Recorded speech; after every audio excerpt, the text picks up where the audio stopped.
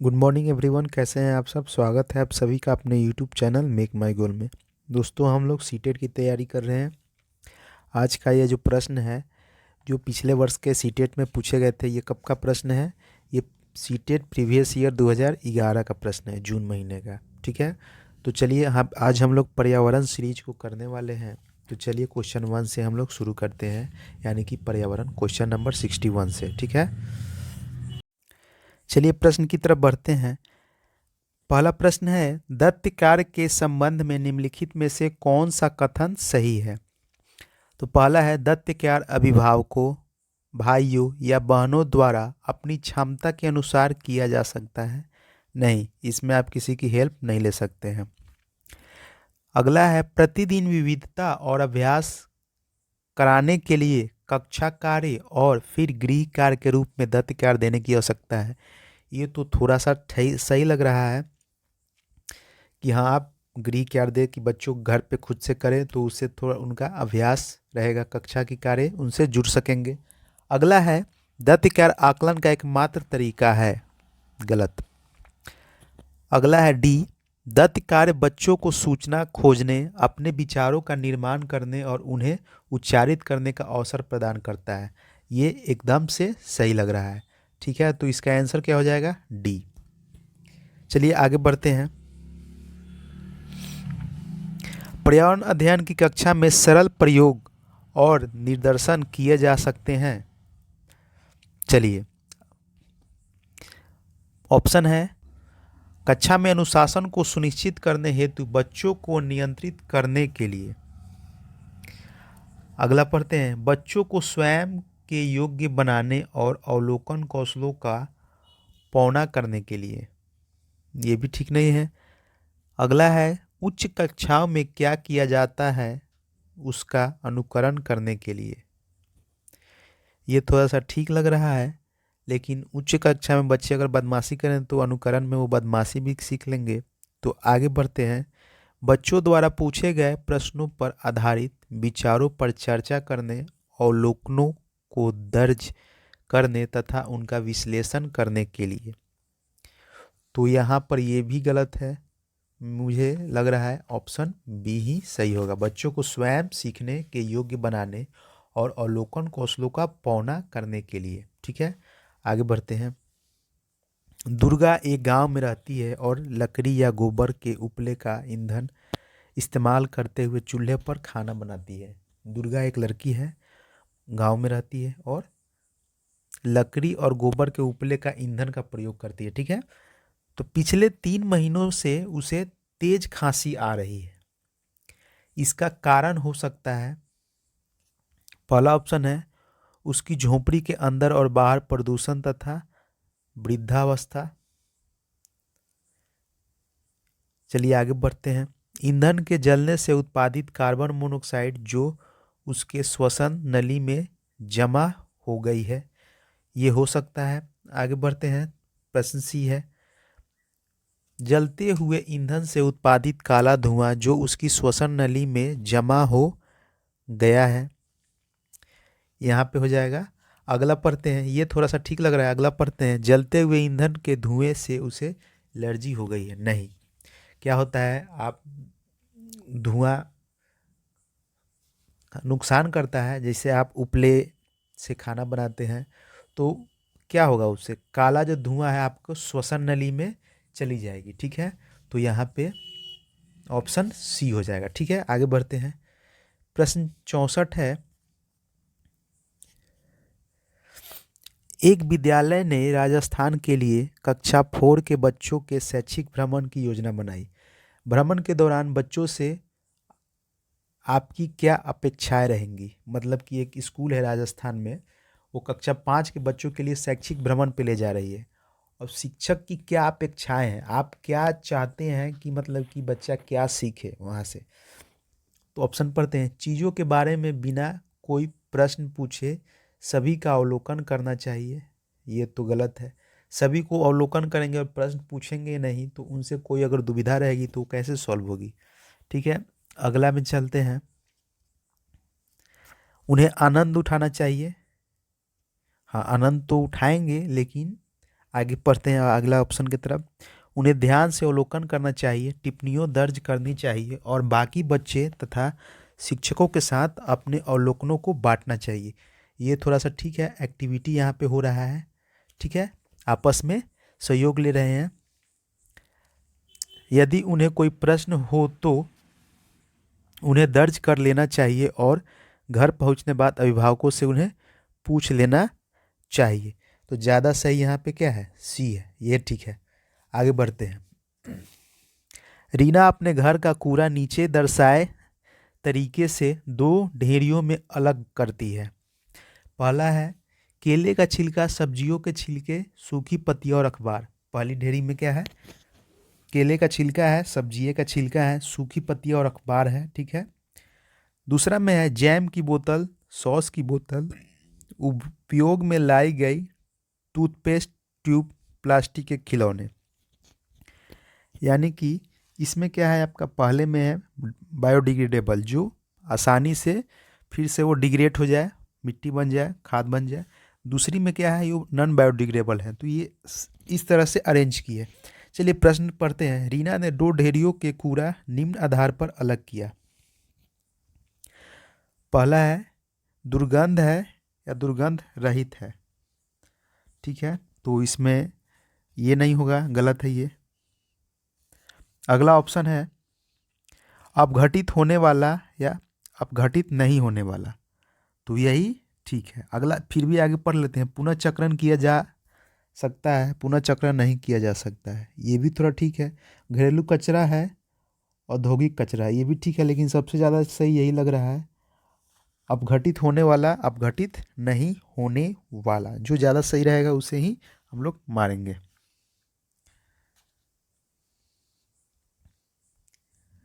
प्रश्न नंबर 66। दोपहर का भोजन अवकाश के बाद पर्यावरण अध्ययन पढ़ते समय आप यह पाते हैं कि बच्चे पाठ में रुचि नहीं ले रहे हैं, आप क्या करेंगे। यानी कि स्कूल में मध्याह्न भोजन हो गया, उसके बाद अगली घंटी पर्यावरण अध्ययन का है। आप जब पढ़ा रहे हैं तो बच्चे क्या हैं, रुचि नहीं ले रहे हैं, तो क्या कारण हो सकती है। चलिए बच्चों से कहेंगे कि वे डेस्क पर सिर रखकर आराम करें। बच्चे अगर थक गए हैं, हार गए हैं, तो क्या कहेंगे, उनके सिर पे रख कर डेस्क पे और आराम करें। या फिर अगला पढ़ते हैं, बच्चों को रोचक बनाने के लिए बहुआयामी वृद्धि बुद्धि पर आधारित दृश्य श्रव्य सामग्रियों का प्रयोग करें, ठीक है, तो ये तो गलत है, ये थोड़ा बहुत ठीक लग रहा है। अगला है प्रकरण को तुरंत बदल देंगे।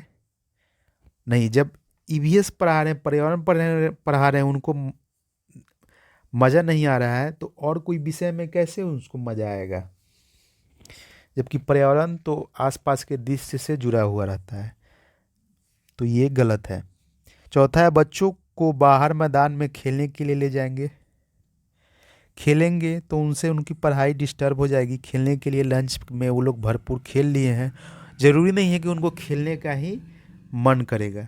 तो यहाँ पे सबसे ज़्यादा सही यही है, पाठ को रोचक बनाने के लिए बहुआयामी बुद्धि पर आधारित दृश्य श्रव्य सामग्रियों का प्रयोग करना। मतलब कुछ दिखाएंगे और या फिर कुछ दिखाएंगे और उसे जुड़े प्रश्न पूछेंगे या फिर कुछ आवाज़ें सुनाएंगे और ये पूछेंगे किसकी आवाज़ है, क्या है, ठीक है, तो ये सही है, बी। अगला प्रश्न है पर्यावरण अध्ययन के शिक्षक के रूप में आप बच्चों को चिड़ियाघर ले जाने की योजना बनाते हैं। आप बच्चों को निम्नलिखित में से कौन सी गतिविधि करने की अनुमति नहीं देंगे। तो चलिए पढ़ते हैं ऑप्शन। चिड़ियाघर के विभिन्न जानवर कौन सा भोजन खाते हैं, यह पता लगाना। तो ये तो एक्टिविटी देखकर, बाहर से बच्चों देखकर सीख सकते हैं या फिर आसपास में अगल बगल से गार्ड वार्ड से पूछ सकते हैं, ठीक है, तो ये एक्टिविटी सही है, इसे हम लोग नेग्लेक्ट करते हैं, यानी ये सही है, इसीलिए यहाँ पे गलत होगा, ठीक है। चिड़ियाघर में जिन जानवरों को वो देखेंगे उनकी फ़ोटो एकत्रित करना।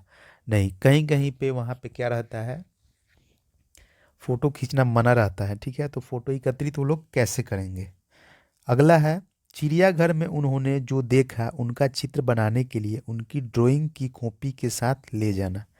ये भी थोड़ा बहुत ठीक है, इसीलिए ये गलत होगा। चिड़ियाघर के जानवरों के लिए बहुत सारी खाने की सामग्री ले जाना।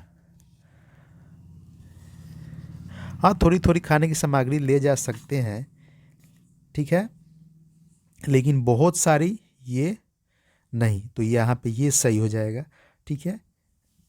ये तीनों सही है, ये गलत है, इसीलिए यह यहाँ पे सही हुआ। चलिए अगला पढ़ते हैं। बीज अंकुरन की अवधारणा को इस तरह सबसे बेहतर तरीके से पढ़ाया जा सकता है। तो कैसे? अंकुरित बीजों को फोटो खींचना, समय समय पे अंकुरित बीजों को फोटो खींचना, तो इस तरीके से उनको पढ़ाया जा सकता है। चलिए आगे पढ़ते हैं। कक्षा में अंकुरित बीजों को दिखाना और अंकुरन की प्रक्रिया को स्पष्ट करना, ये थोड़ा सा सही लग रहा है, ये तो पूरी गलत है। अगला पढ़ते हैं। बोर्ड पर चित्र बनाते हुए अंकुरन के चरणों को प्रदर्शित करना, ये भी थोड़ा सा ठीक लग रहा है। बीज, अगला है, बीज बोने अंकुरित के विभिन्न चरणों का अवलोकन करने और उनका चित्र बनाने की गतिविधि को बच्चों को निष्पादित करने के लिए कहना। क्या है? बीज को बोने के लिए कहेंगे बच्चों से, अंकुरन के विभिन्न चरणों का अवलोकन करने के लिए भी कहेंगे, और उनका चित्र बनाने की गतिविधि को बच्चों को निष्पादित करने के लिए कहेंगे। इसमें ज़्यादा बच्चे इंगेज रहेंगे, तो इसलिए ये सबसे बेहतर ऑप्शन है। आगे बढ़ते हैं। 69। मीरा और दिव्या छोटी लड़कियां हैं। मीरा समोसे, कटलेट और डबल रोटी खाना पसंद करती है, जबकि दिव्या ऐसा भोजन पसंद करती है जिसमें लौह तत्व की कमी है, मतलब आयरन की कमी है। मीरा और दिव्या को निम्नलिखित बीमारियों में से क्रमशः कौन सी बीमारी होगी?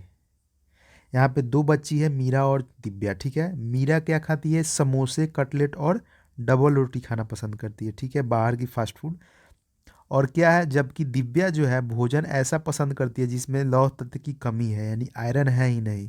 तो मीरा और दिव्या को निम्नलिखित में से कौन सी बीमारियां होगी? चलिए, तो इसमें हम लोग ऑप्शन क्या है? पहला स्कर्वी और एनीमिया।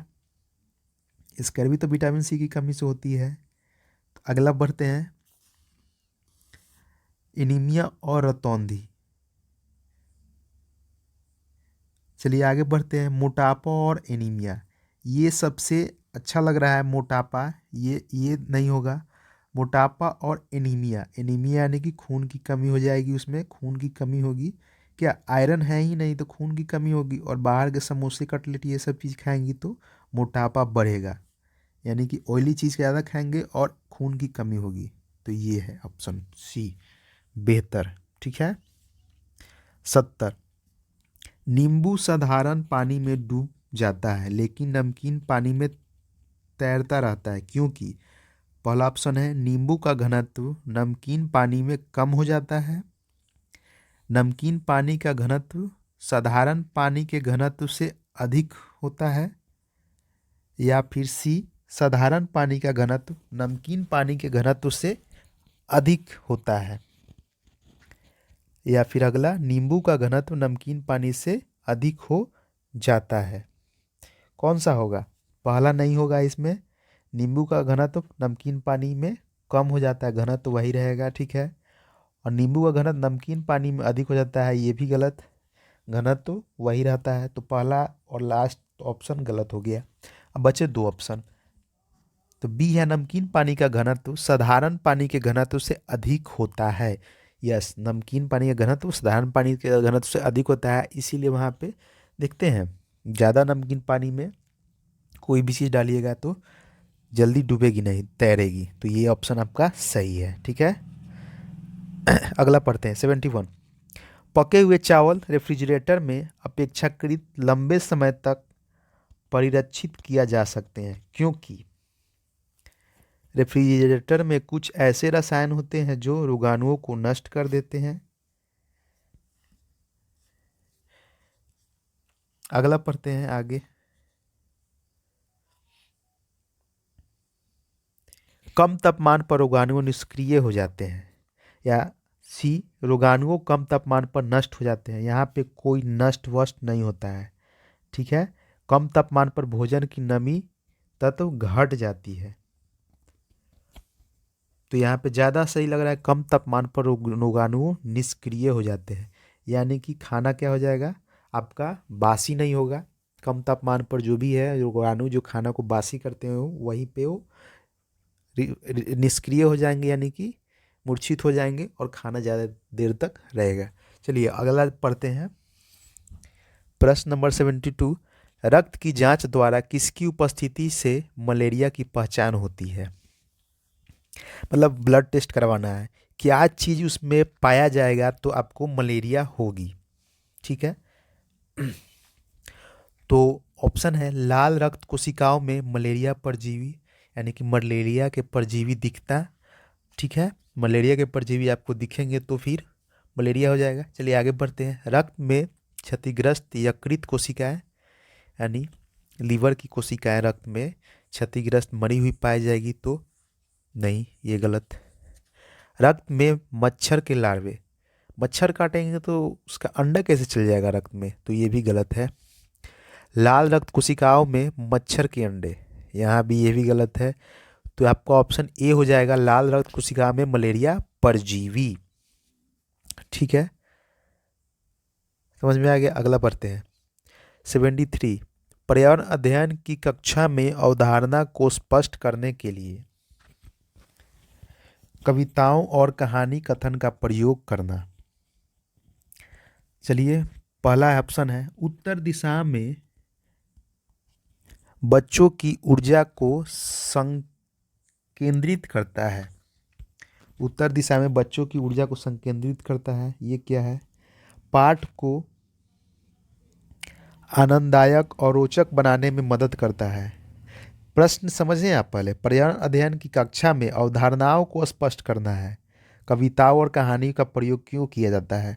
तो पहला तो गलत हो जाएगा, उत्तर दिशा में बच्चों की ऊर्जा का संकेंद्रित करता है, ये दिशा वाला कहाँ से प्रश्न आ गया। अगला है पाठ को आनंददायक और रोचक बनाने में मदद करता है, ये थोड़ा सा ठीक लग रहा है। अगला है स्थानीय एवं विश्व स्तर पर संसार की प्रकृति को खोजने और कल्पना करने की योग्यता का विकास करने में मदद करता है, ये भी ठीक लग रहा है। अगला पढ़ते हैं। बच्चों में विद्वान भाषिक एवं सांस्कृतिक विविधता को ध्यान में रखता है, ये भी ठीक लग रहा है, लेकिन ज़्यादा अच्छा ये है, ठीक है। स्थानीय एवं विश्व स्तर पर संसार की प्रकृति को खोजने और कल्पना करने की योग्यता का विकास करने में मदद करता है, यानी कविता है, कहानी है, तो उसमें राजा का कहानी है, तो वहाँ पे वो राजा के बारे में आपस में वो लोग घर पे चर्चा करें कि अकबर कौन था, बीरबल कौन था, तो वो कहाँ पे पाया जाता था, कहाँ रहता था, तो ये ऑप्शन आपका एकदम परफेक्ट है। अगला पढ़ते हैं। किसके नेतृत्व में चिपको आंदोलन को बल मिला? तो पहला है सुंदरलाल बहुगुणा, अमृता देवी बिश्नोई, मेधा पाटकर या ए.के. बनर्जी। तो चिपको आंदोलन तो कहानी जुड़ी हुई है अमृता देवी बिश्नोई से, लेकिन ये इसका उत्तर हो जाएगा सुंदरलाल बहुगुणा के नेतृत्व में इसका बल मिला था, ठीक है।